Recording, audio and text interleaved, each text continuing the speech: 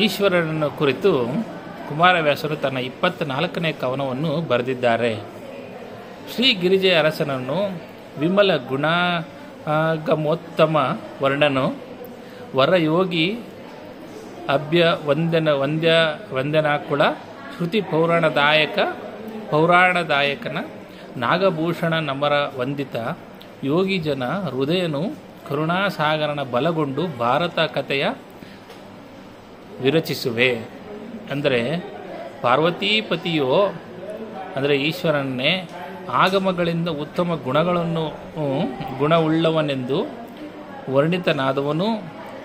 ಅಂದರೆ ಮೊದಲಿನಿಂದಲೂ ಉತ್ತಮ ಗುಣಗಳನ್ನು ಹೊಂದಿರತಕ್ಕಂಥ ಈಶ್ವರನೇ ಶ್ರೇಷ್ಠ ಜ್ಞಾನಿ ಎಂದು ಒಂದು ವಂದಿತನು, ವೇದ ಪುರಾಣಗಳನ್ನು ನೀಡಿದವನು, ಯೋಗಿಗಳ ಹೃದಯದಲ್ಲಿರುವವನು, ಕರುಣಾಸಾಗರನೂ ಆದ ನಾಗಭೂಷಣನಾದ ಆ ಶಿವನನ್ನು ಪ್ರದಕ್ಷಿಣೆ ಮಾಡಿ ಮಹಾಭಾರತದ ಕಥೆಯನ್ನು ರಚಿಸುತ್ತೇನೆ ಎಂದು ಕುಮಾರವ್ಯಾಸರು ತಿಳಿಸುತ್ತಾರೆ.